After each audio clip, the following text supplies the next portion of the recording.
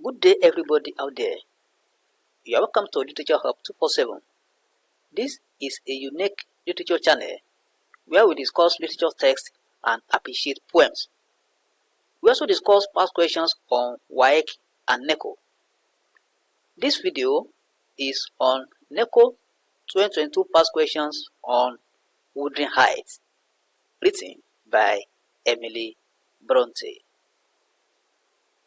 Wuthering Heights by Emily Bronte. We are going to discuss the two questions for that year, that is 2022 NECO questions.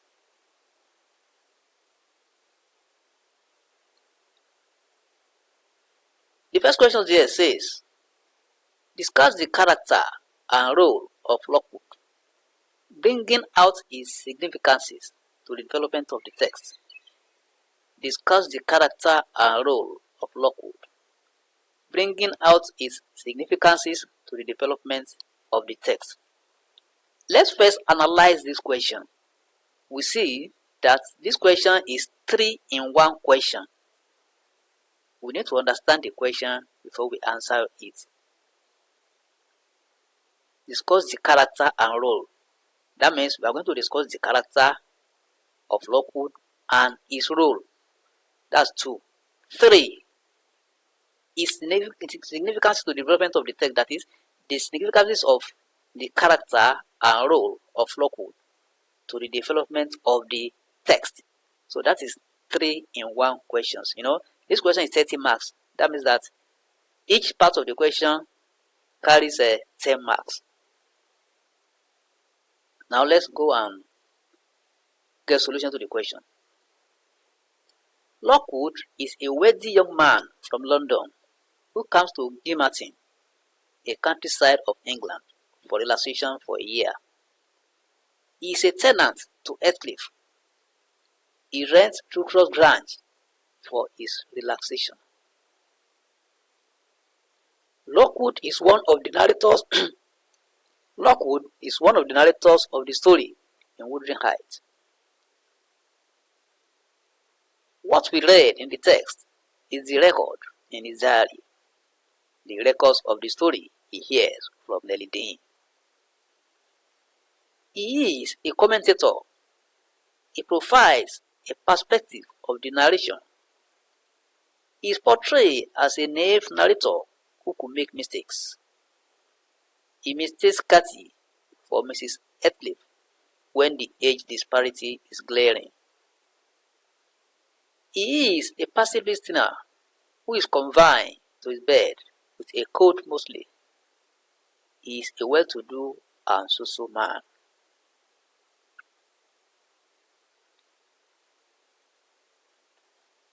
Lockwood is a wealthy young man who is a tenant to Heathcliff. He visits Heathcliff at Wuthering Heights the first time to introduce himself as his tenant. The second visit is to fulfill his promise of visiting the second day. Lockwood is forced by circumstances to pass the night in Wuthering Heights as Heathcliff refuses to get a guide for him to go back to Trucross Grange. Despite the hostility from Heathcliff, he chooses to sleep in Wuthering Heights. Lockwood is exposed to several strange things overnight in Wuthering Heights. Hence, it is through him that many revelations about Wuthering Heights and Lockwood are known by the reader. On getting to Wuthering Heights, he narrates his ordeal to Nellie Dean, who unlocks the mysteries in Wuthering Heights. Nellie Dean narrates how Heathcliff comes to be the owner of Trucross Grange and why he is violent. It is through this narrative we know about the characters in Wuthering Heights and Trucross Grange before Lockwood comes in. So those are the characters and roles of the character there. That is Lockwood. Now the significance. The unfriendly nature of Heathcliff is revealed when Lockwood visits Wuthering Heights. His visit also reveals the hostile atmosphere in Wuthering Heights as he feels uncomfortable in the house with the occupants of the house. Vital historical information about Wuthering Heights is revealed through his narrative. His overnight stay in Catherine's room in Wuthering Heights reveals Catherine as a good writer and reader. Lockwood's sleeping overnight in Wuthering Heights reveals the gothic nature of the narrative because of the weird scenes he is exposed to overnight. His character helps in revealing the male chauvinism tendency that were rampant that time when he attempts to win Cathy's heart to protect his male ego. That is the first question. Now the second question. Write on any three narrative devices in the novel. Write on any three narrative devices in the novel. That is narrative techniques. So we have some of them discussed there. You can just pick on any three. Solution. Narrative technique refers to the different ways the author has used in passing across information to the reader while narrating the story. Narrative techniques in Wuthering Heights. The first one there is first-person point of view. For the fact that narrators are also part of the characters makes it imperative for Emily Bronte, the author, to make use of this technique. In first-person narrative techniques, the narrator is one of the characters in the story being narrated. He or she makes use of first-person personal pronouns, I, we, me, myself, us in the narrative. It derives its name from here. That name derives its name from the first person personal pronouns that are used. Lockwood, Nellie, Zilla, and Catherine are characters and are the narrators one time or the other in this novel. It is Mr. Lockwood that seeks information from Nellie Dean and she narrates to him. But in her absence, Catherine and Zilla narrate what happens to her. That is, they write what happened to Nellie Dean in her absence. For example, when Catherine sneaks to Wuthering Heights when Nellie is sick, she narrates the event to Nellie when she is eventually discovered. Zilla also narrates to Nellie what happens in Wuthering Heights after Heathcliff comes over to Truxton Grange to hijack a train to the Heights. Lockwood also continues the narrative because he visits Wuthering Heights to see Heathcliff. When Isabella is running away from Heathcliff, she branches at Truxton Grange and narrates to Nellie what has been happening in Wuthering Heights. How Henley tries to kill Heathcliff, and how Hareton is treated, and what leads to her flight from Wuthering Heights. Another technique is media res. This is a technique whereby a narrative begins by plunging into a crucial situation in the plot. The exposition is bypassed and there is extensive use of flashback to relate back to the past events. Media res is when a narrative starts abruptly from the middle. That is media res. In this novel, the discoveries of Mr. Lockwood at Wuthering Heights are the crucial situation made reference to at the beginning of the novel. This prompts him to seek further clarification from Nellie Dean, hence the narration of what led to the mystery at Wuthering Heights. This is why flashbacks are used in the novel throughout.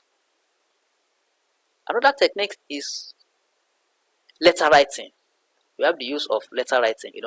I know we're surprised that letter writing is also a technique. Any method used by the author to give us information in maybe a play or prose is a technique. You see that there are some information that are revealed to readers through the letters. That is why it is a technique used by the author. Letter writing plays a significant role in this narrative as some information is revealed via letter writing. After Isabella elopes with Heathcliff to London, wouldn't have known anything about them in London, or how Isabella feels, or her experiences with Heathcliff, if not through the letter. Isabella writes to Nellie, sharing her experiences on how Heathcliff maltreats her with Nellie in the letter. When Leighton Heathcliff is taken to Wuthering Heights, Edgar exchanges information with him through letter writing. He once writes to him that he wishes to see him. Through the reply of Leighton Heathcliff, we are able to know the feelings of his father, that he objects to his coming to the Grange. It also reveals how Leighton Heathcliff feels towards Edgar.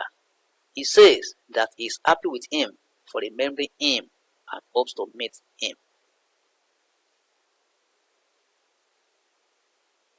He expresses his feelings that both Edgar and Heathcliff are making it difficult for him and Catherine to meet.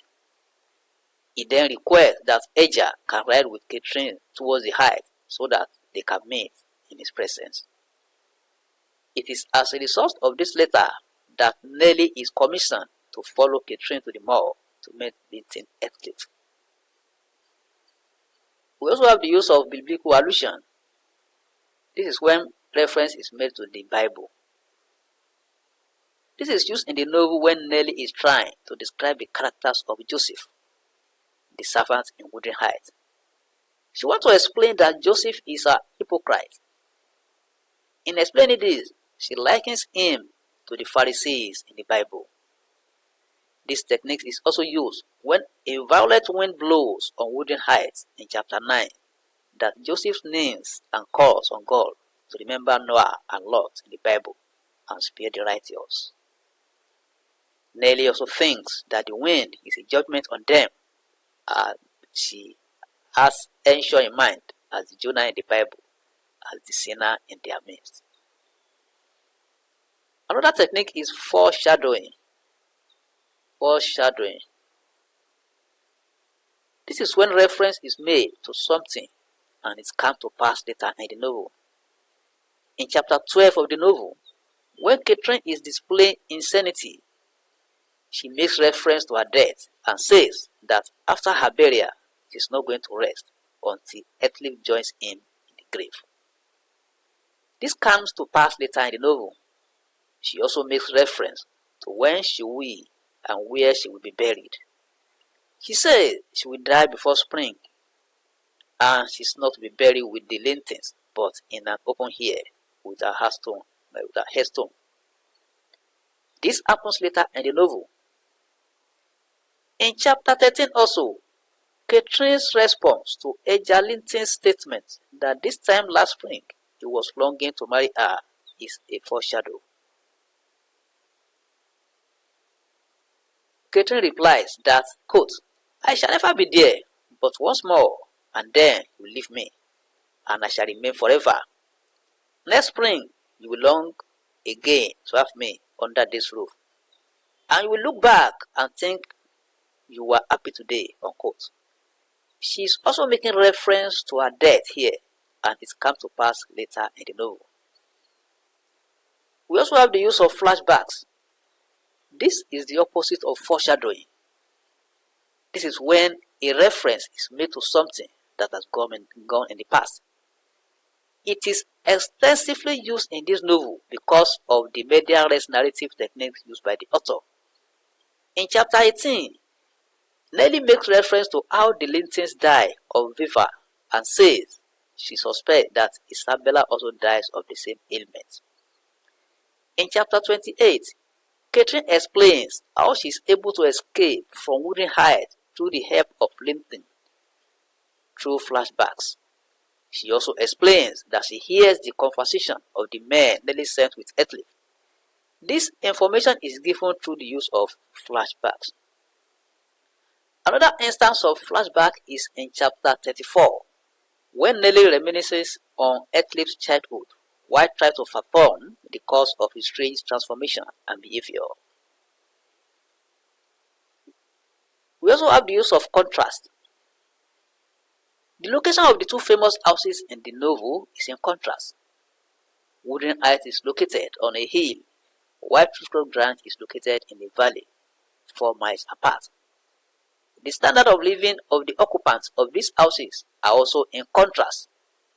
Mr. and Mrs. Linton are richer than the angels. Irony is also used in the novel. In chapter 9 of the novel, Heathcliff is already offended by Hindley and has been looking for all possible means of revenge. It is thereby ironic that it is the same Heathcliff that saves the life of Elton, Hindley's son, when he falls from his hand. Elton falls from his father's hand while leaning on the rail upstairs, and at that critical moment, Heathcliff arrives underneath and saves the boy. Isabella wishes about Heathcliff are also ironic when she says, quote, "The single pleasure I can imagine is to die or to see him dead," unquote. It is absurd and ironic to be happy about death. There is the use of dramatic irony in chapter 18, where Catherine refers to Elton as a servant, commanding him to get his horse for him. She doesn't know that he is her cousin. It is also a situational irony that Heathcliff, who is brought into the house as nobody by Mr. Henshaw, becomes the master of Wuthering Heights, and Elton, who is supposed to be the master of the house, is being treated like a servant under Heathcliff.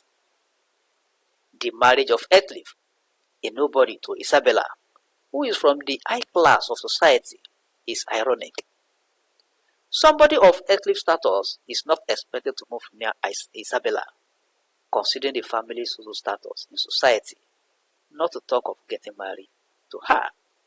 So, those are the questions for that here, and we have explained it comprehensively. If you are new on this channel, please click on the subscribe button down there so that you'll be part of us, so that you have access to all our videos, and any video that is produced, the moment it is produced, you are going to be notified so that you have access to it. You are also free to share any of our video on any social media platform. You can also invite your friends to join us. Like our videos. We have discussed all the literature texts and poems recommended by WAEC and NECO on this platform. Also, we've also discussed the past questions on WAEC and NECO. If you have any question or any clarification on any of our videos or any question on literature, just send it through the message box there and your questions will be attended to. Thank you and God bless.